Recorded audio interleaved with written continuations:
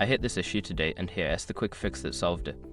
If you're struggling with a login error on Reddit, follow these steps to get back into your account. Step 1. Check your credentials. Make sure you are entering the correct username and password. Double check for any typos or case sensitivity. Step 2. Reset your password. If you can't remember your password, use the Forgot Password link on the login page. Follow the prompts to reset it via your email. Step 3. Clear browser cache. Sometimes outdated cache can cause login issues. Clear your browser's cache and cookies, then try logging in again. Step 4. Disable browser extensions.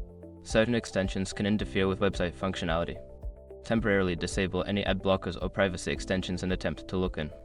Step 5. Try a different browser or device. If the issue persists, try logging in from a different browser or device. This can help determine if the problem is specific to your current setup.